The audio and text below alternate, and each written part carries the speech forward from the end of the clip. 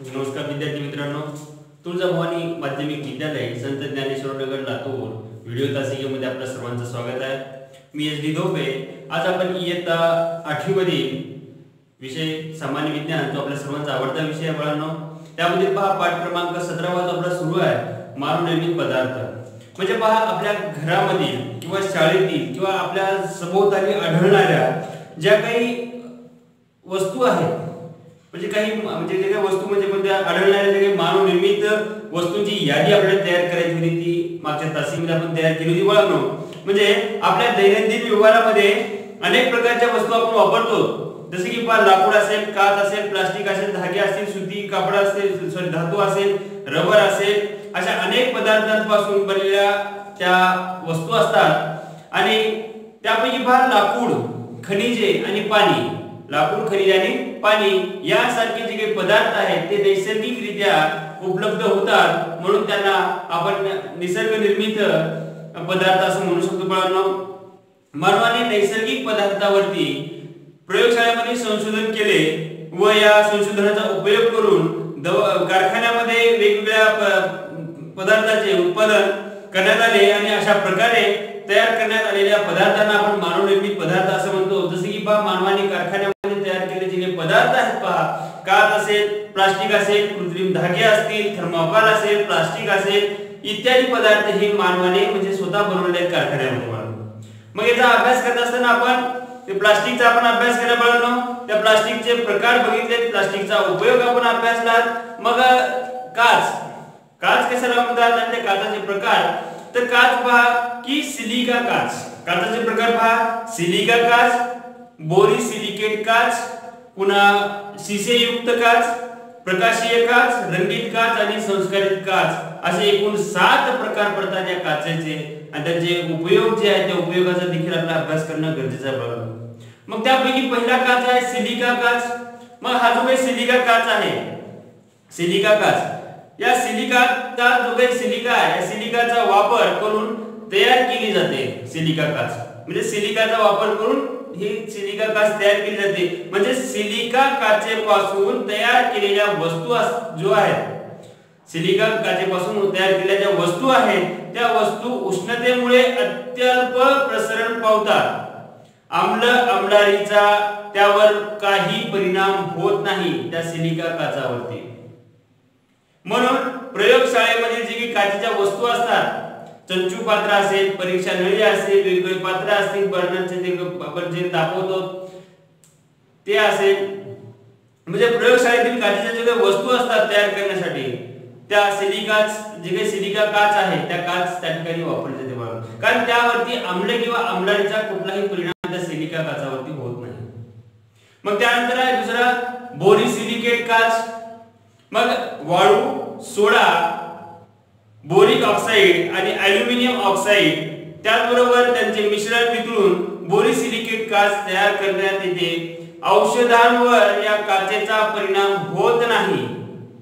लक्षात घ्या बाळांनो, वाळू, सोडा, बोरिक ऑक्साइड आणि ॲल्युमिनियम ऑक्साइड यांचं मिश्रण तयार करून म्हणजे मिश्रण त्यांचं वितळून बोरोसिलिकेट काच तयार केलं जाते। आणि हे जे काही काच आहे या काचेचा औषधांवरती कुठलाच परिणाम होत नाही, म्हणून ज्या ठिकाणी औषध निर्मिती होते उद्योगामध्ये त्या ठिकाणी औषधे ठेवण्यासाठी बोरोसिलिकेट काचेपासून तयार केलेल्या बाटल्या असतात। आपल्याला सुद्धा मेडिकल मध्ये गेल्यानंतर काचेच्या बाटल्या दिसून येतात। त्या बाटल्या कशा असतात, तर त्या असतात बोरोसिलिकेट काचाच्या, कारण त्या बोरोसिलिकेट काचामध्ये मिश्रण कशाचे असते, वाळू, सोडा, बोरिक ऑक्साइड आणि ॲल्युमिनियम ऑक्साइड यांचे मिश्रण ते वितळून त्यापासून ती काच तयार केली जाते। मग त्यानंतर तिसरा जो काही प्रकार आहे अल्कली सिलिकेट काच। वाळू आणि सोड्याचे मिश्रण तापवून अल्कली सिलिकेट काच तयार करतात, वाळू आणि सोड्याचं मिश्रण करून। मग अल्कली सिलिकेट काच पाण्यात विद्राव्य असल्याने तिला जलकाच किंवा वॉटर ग्लास सुद्धा म्हणतो आपण। मग शिसेयुक्त काच, हे जे वाळू, सोडा, चुनखडी आणि लेड ऑक्साइडचे मिश्रण वितळून शिसेयुक्त काच तयार केली जाते बाळांनो। ज्या ठिकाणी चकचकीत असलेला काच जो आहे या काचेचा उपयोग पहा विजेचे दिवे व त्याचबरोबर ट्यूबलाइट त्याचबरोबर पहा बाळांनो, या विजेच्या दिव्यासाठी आणि या ट्यूबलाईटसाठी या शिसेयुक्त काचेचा वापर केला जातो. आणि हे शिसेयुक्त काच जो आहे हा वाळू, सोडा, चुनखडी आणि लेड ऑक्साईड यांचे मिश्रण वितळून शिसेयुक्त काच तयार केला जाते. त्याचा उपयोग आपण ट्यूबलाईट आणि त्याचा उपयोग कोणत्या ठिकाणी करतो आपण? ट्यूबलाईट आणि विजेच्या दिव्यामध्ये. मग प्रकाशीय काच पाचवा प्रकार आणि त्याचा उपयोग पहा. प्रकाशीय काच वाळू, सोडा, चुनखडी, बेरियम ऑक्साईड आणि बोरॉन यांच्या मिश्रणामधून ह्या प्रकाशीय काचाचा जो काही तयार केला जातो आणि यांचा जो काही उपयोग आहे चष्मे, दुर्बिणी, दुर्बीण आपली आणि सूक्ष्मदर्शी यांचे भिंग बनवण्यासाठी शुद्ध काचेची गरज असते, म्हणून प्रकाशीय काच वापरला जातो बाळांनो. या ठिकाणी त्याचा उपयोग होतो प्रकाशीय काचेचा. त्यानंतर येते रंगीत काच. या रंगीत काच पहा, सोडा लाईम काच रंगहीन असते. तिला विशिष्ट रंग येण्यासाठी, काच तयार करण्यासाठी त्या मिश्रणामध्ये विशिष्ट धातूचे ऑक्साईड मिसळले जाते. उदाहरण पहा, निळसर हिरवी काच मिळवण्यासाठी फेरस ऑक्साईड, लाल रंगाची काच मिळवण्यासाठी कॉपर ऑक्साईड यांचा वापर केला जातो. त्यानंतर पहा शेवटचा संस्कारित काच. या काचेच्या प्रकारामधला शेवटचा प्रकार आहे संस्कारित काच आणि त्यांचे जे उपयोग आहे तो पहा बाळांनो. म्हणजे काचेची उपयुक्तता आणि गुणवत्ता वाढविण्यासाठी तिच्यावर काही विशिष्ट संस्कार केले जातात आणि त्यातमधून ती काही स्तरित काच, प्रबलित काच आणि सपाट काच, त्याचबरोबर पहा तंतुरूप काच, फेन काच आणि अपारदर्शक काच तयार केली जाते बाळांनो. आलं लक्षात? तर हे झाले काचेचे प्रकार आणि त्यांचे उपयोग. आलं लक्षात? तर बाळांनो, आता आपल्याला माहिती करायची आहे.